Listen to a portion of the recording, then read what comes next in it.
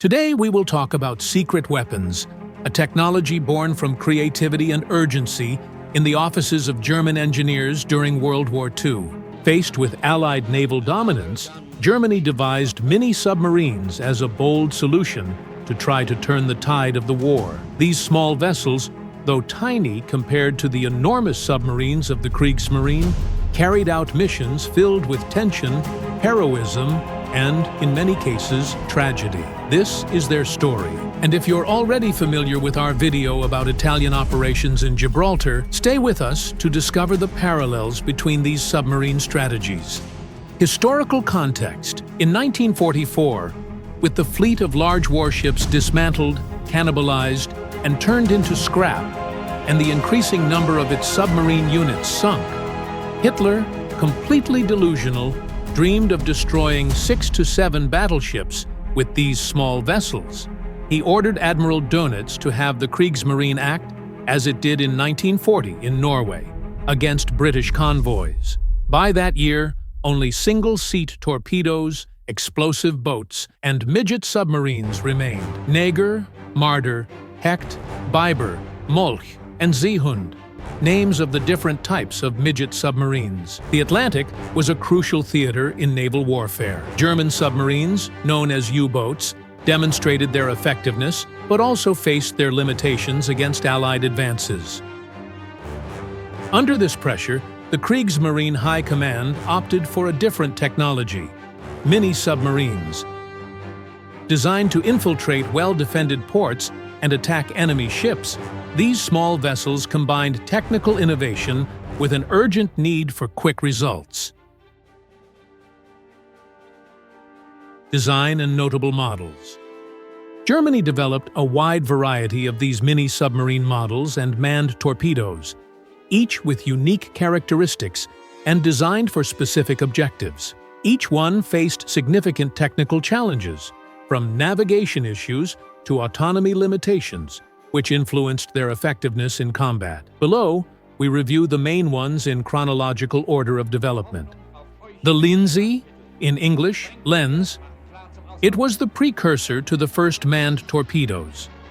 It was a small and fast explosive boat.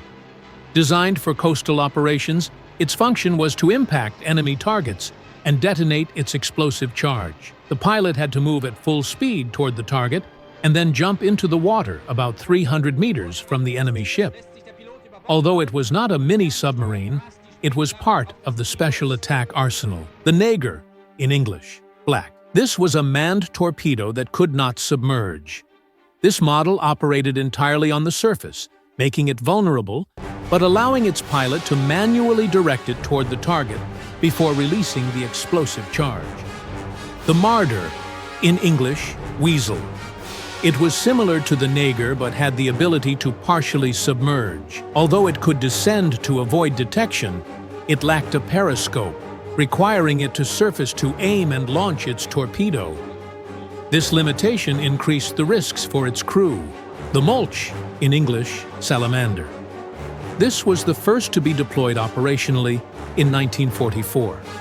Designed as a coastal mini-submarine, it was armed with 2 torpedoes and was electrically powered. Although innovative, it had limited success due to navigation problems and its lack of autonomy. The Biber, in English, Beaver.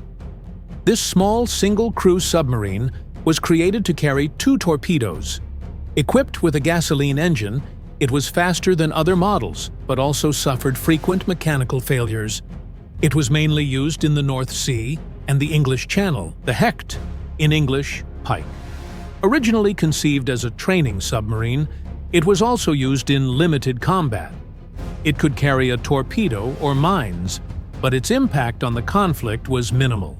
The Seehund, in English, Seal. This was the most successful midget submarine of the German Navy. This mini-submarine could carry 2 crew members and 2 torpedoes, with excellent autonomy to operate in the North Sea. Between January and April 1945, 142 sorties were carried out, sinking 8 ships, 17,301 tons, with the loss of 35 Seehunds.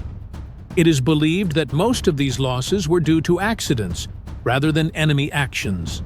Additionally, they damaged 3 ships totaling 18,384 tons. The magnitude of Allied ships and aircraft, diverted to patrol coastal areas against midget submarines, demonstrated that the threat was taken very seriously. They operated mainly against Allied supply lines on the European coast and the English Channel. These models reflected both Germany's creativity and urgency in trying to halt the Allied advance. Each faced enormous technical and logistical challenges, but also demonstrated the potential of special submarine operations. Missions and results. The mini-submarine missions were as daring as they were dangerous.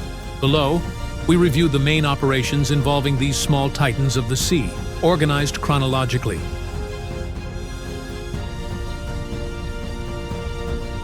Operations in Normandy, June 1944. In the context of the Allied landings, the Molch and Biber were used in an attempt to slow the enemy advance.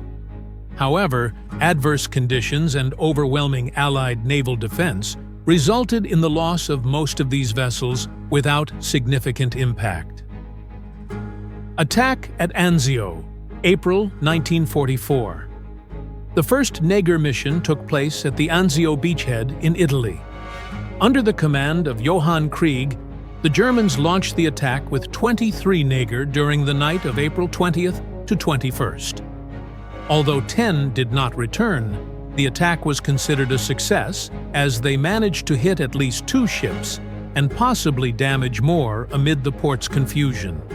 However, the Allies did not confirm significant damage to their ships and managed to capture or sink several Neger, ultimately discovering the submarine's design and functionality. The operation highlighted the model's limitations, such as the lack of oxygen for the pilot, which sometimes proved fatal. Operations on the coasts of Holland and the North Sea, 1944 to 1945. During this period, the Biber carried out attacks related to Allied supply lines from the Dutch coasts and the North Sea. In the Rhine and Scheldt Delta, the Biber made multiple attempts to disrupt enemy maritime traffic. Although they managed to sink around 95,000 tons of Allied ships between December 1944 and April 1945, losses for the Biber were extremely high, reaching between 60% and 70%. Additionally, the Biber suffered severe accidents, such as the one in January 1945 in Helvoetsluis, where a torpedo accidentally exploded, destroying much of the fleet. These operations demonstrated both the potential and technical limitations of these small vessels. Missions in the English Channel, 1945. The Seehund, with its excellent autonomy and carrying capacity, managed to sink around 100,000 tons of Allied ships. Additionally, these mini-submarines were virtually undetectable by Allied sonar and hydrophones, making them extremely effective. However, despite their excellent performance, the limited number of units available and the fact that the conflict was in its final stages prevented these good results from having a significant impact on the outcome of the war.